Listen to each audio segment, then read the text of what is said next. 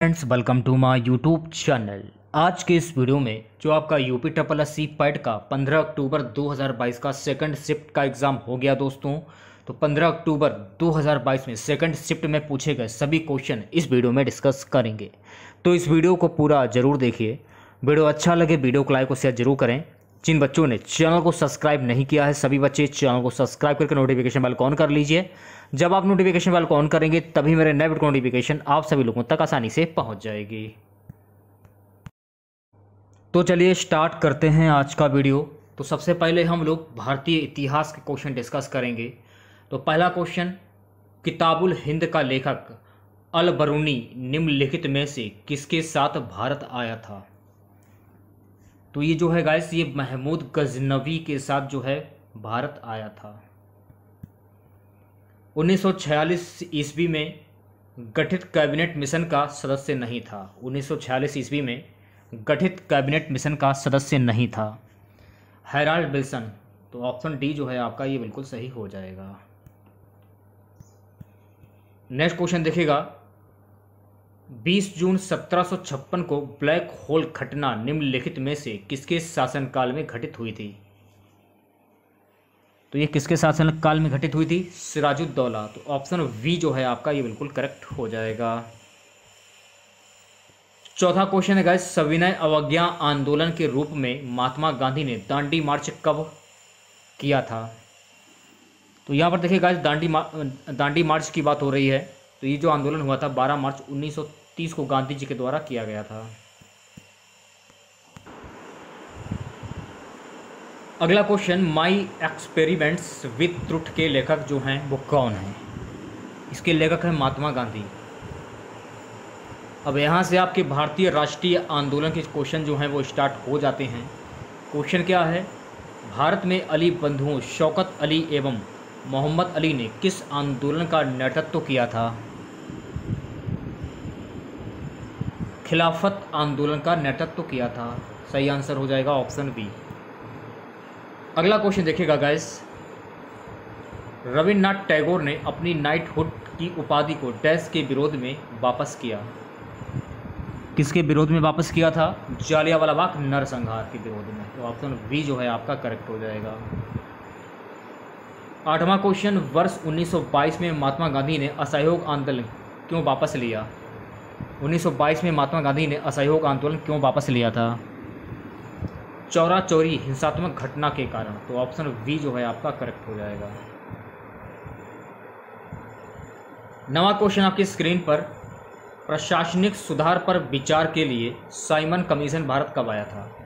प्रशासनिक सुधार पर विचार के लिए साइमन कमीशन भारत वर्ष 1928 ईस्वी में भारत आया था। सो गाइस, अगला क्वेश्चन, पूना समझौता, जो पूना समझौता हुआ था किससे संबंधित था? सो गाइस, पूना समझौता जो है ये भारतीय दलित वर्ग से संबंधित था। तो बी वाला जो ऑप्शन है आपका करेक्ट हो जाएगा। अब यहाँ से आपके भूगोल के क्वेश्चन स्टार्ट हो जाते हैं। क्वेश्चन है गाइस कि यू आकार की घाटियाँ कहाँ पाई जाती हैं? तो यू आकार की जो घाटियाँ हैं गाइस ये पाई जाती हैं हिमानी में। तो ऑप्शन सी जो है आपका करेक्ट हो जाएगा। अगला क्वेश्चन देखिएगा गाइस, क्या है? क्वेश्चन है कि कर्क रेखा निम्नांकित में से किस एक राज्य से होकर नहीं गुजरती है? तो कर्क रेखा निम्न में से किस राज्य से होकर नहीं गुजरती है? तो भाई राइट आंसर हो जाएगा ऑप्शन डी, मणिपुर से होकर नहीं गुजरती है। भारत के उत्तरी मैदान में किस मिट्टी का विस्तार सर्वाधिक है? तो भारत के उत्तरी मैदान में किस मिट्टी का विस्तार जो है सर्वाधिक है? जलोढ़ मिट्टी का विस्तार जो है सर्वाधिक। तो सी वाला जो ऑप्शन है आपका करेक्ट हो जाएगा। 14वां क्वेश्चन, बैगुला धारा किस महासागर की शीतल धारा है? बैगुला धारा किस महासागर की शीतल धारा है? दक्षिण अटलांटिक महासागर की। तो ऑप्शन ए जो है आपका ये करेक्ट हो जाएगा। 15वां क्वेश्चन, निम्नलिखित में से कौन सा स्थान भूमध्य रेखा के सर्वाधिक निकट है? कौन सा स्थान है जो कि भूमध्य रेखा के सर्वाधिक निकट है?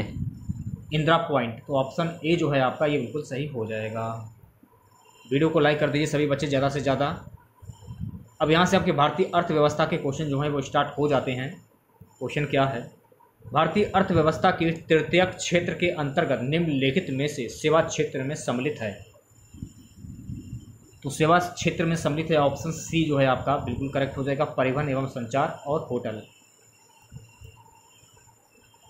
17वां क्वेश्चन देखेगा, निम्न युग्मों में से कौन सा सुमेलित नहीं है? कौन सा निम्न युग्मों में से कौन सा सुमेलित नहीं है?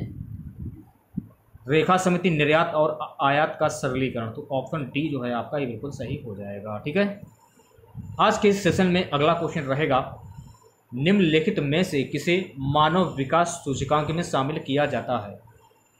निम्नलिखित में से किसे मानव विकास सूचकांक में शामिल किया जाता है? ये सभी। तो डी वाला जो ऑप्शन है आपका ये बिल्कुल करेक्ट हो जाएगा। 19वां क्वेश्चन, निम्नलिखित में से किसे आधुनिक अर्थशास्त्र का जनक कहा जाता है? आधुनिक अर्थशास्त्र का जनक किसे कहा जाता है? एडम स्मिथ को। तो सही आंसर हो जाएगा ऑप्शन ए। अगला क्वेश्चन, हिंदू संवृद्धि दर का संबंध किस संवृद्धि दर से है? सकल राष्ट्रीय आय। तो ऑप्शन ए जो है आपका ये बिल्कुल सही हो जाएगा। ठीक है, आपके भारतीय संविधान एवं लोक प्रशासन के क्वेश्चन स्टार्ट हो जाते हैं। दिसंबर 1946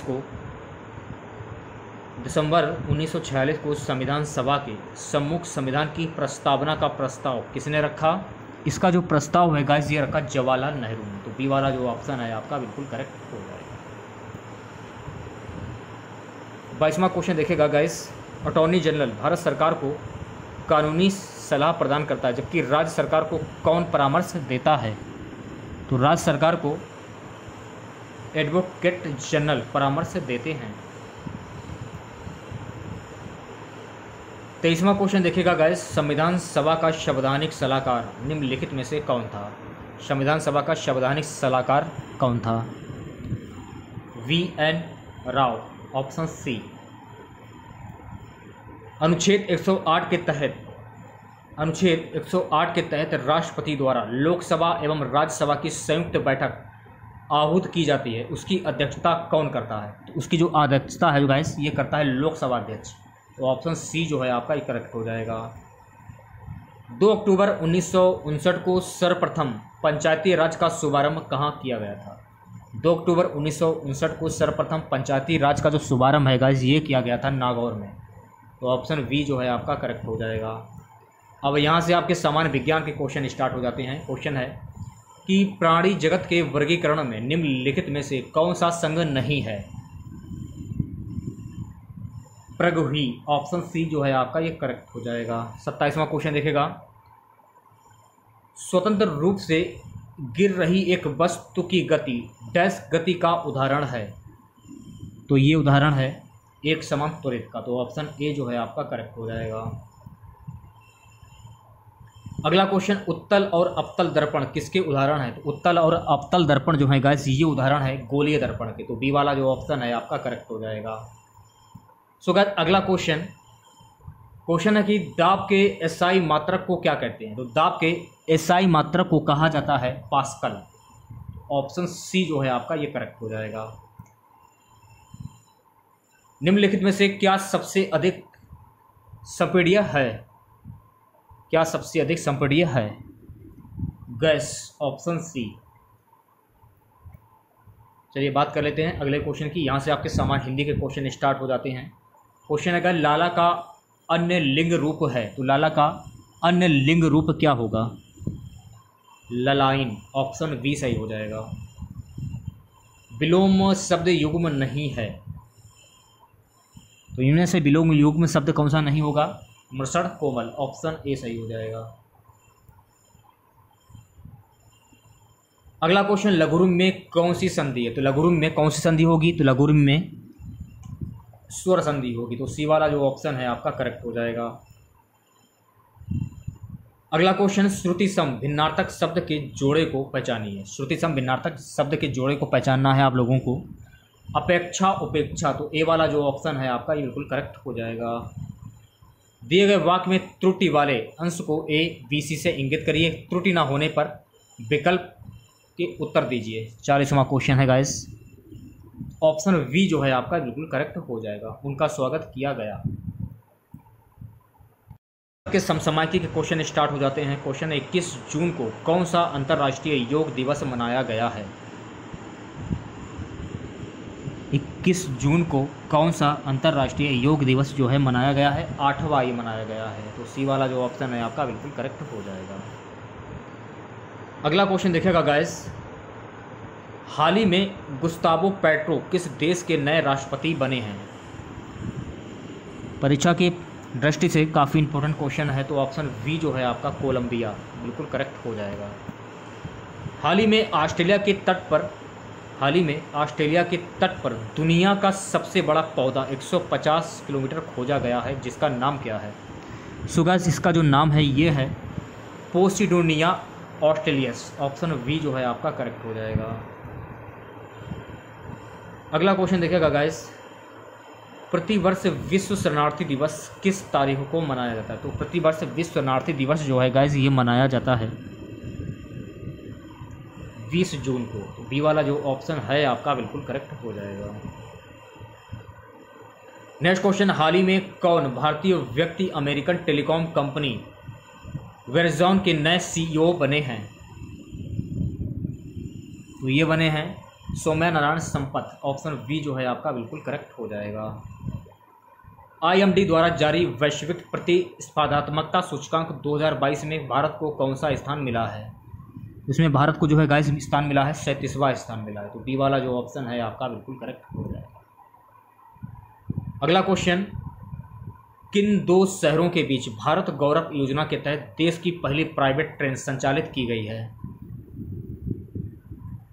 कोयम्बटूर से सिडनी। तो बी वाला जो ऑप्शन है आपका करेक्ट हो जाएगा।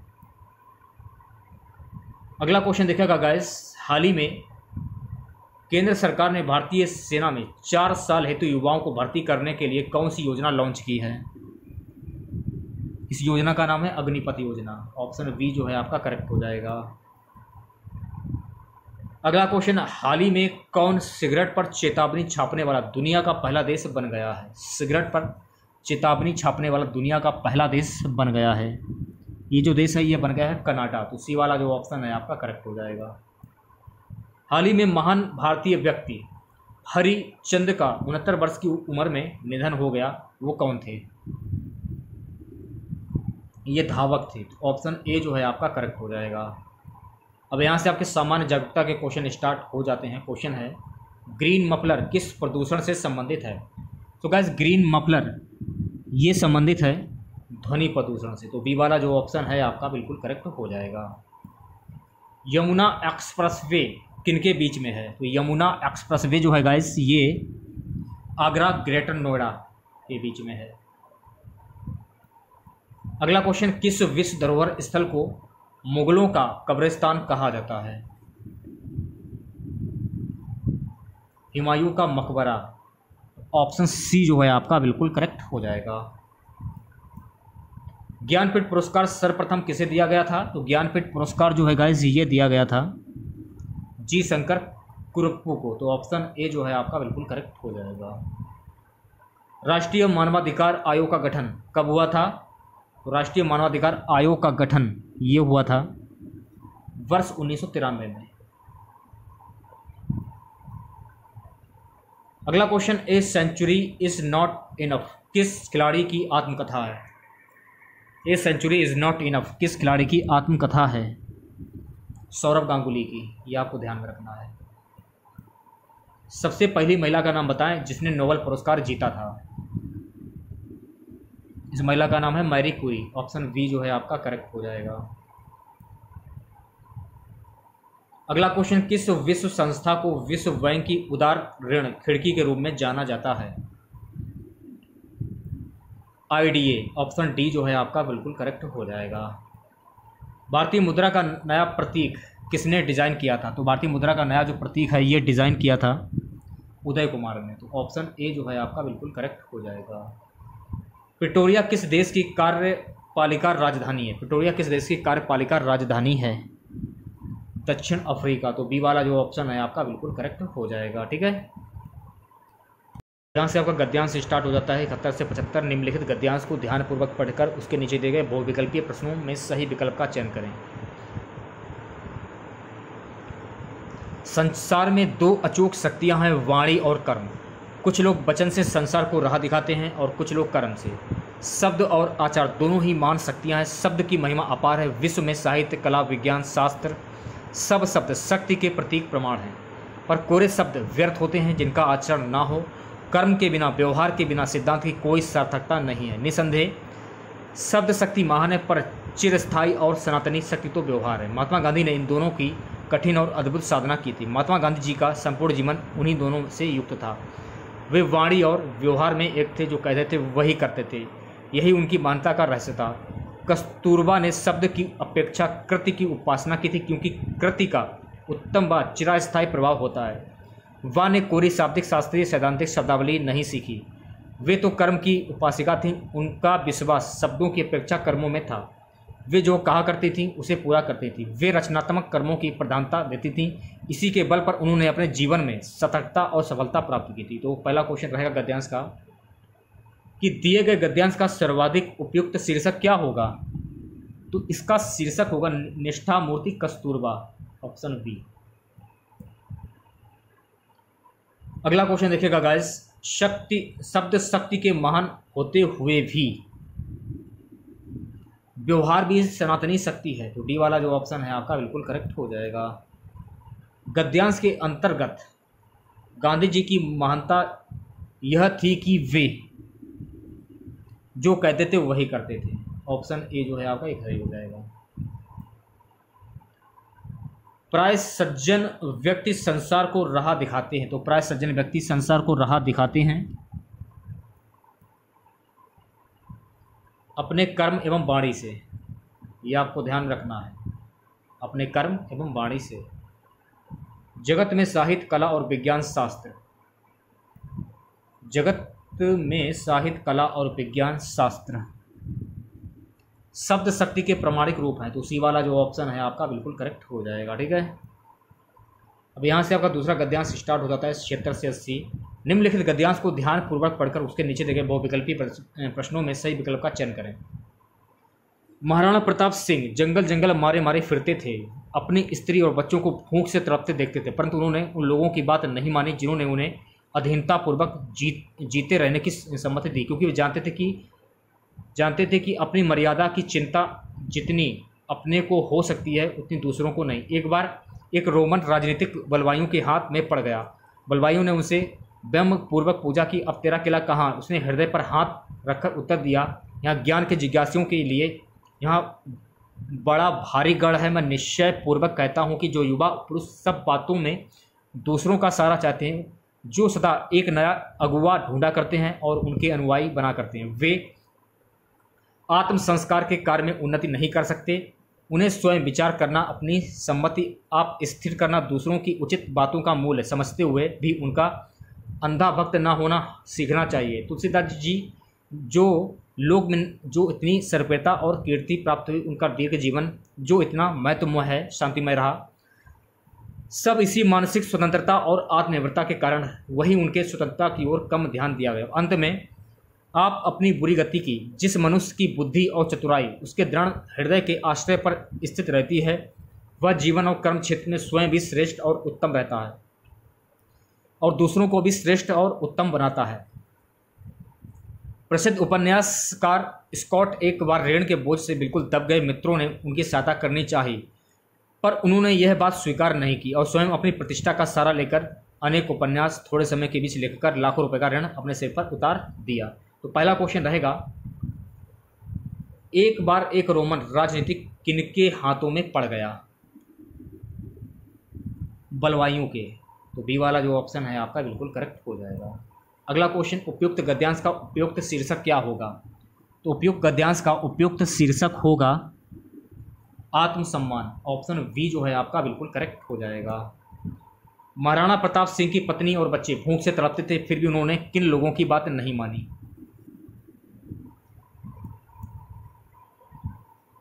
जो उन्हें अधीनतापूर्वक जीते रहने की सलाह देते थे। ज्ञान के जिज्ञासुओं के लिए उनका किला कहाँ होता है। हृदय में। ऑप्शन ए जो है आपका बिल्कुल सही हो जाएगा।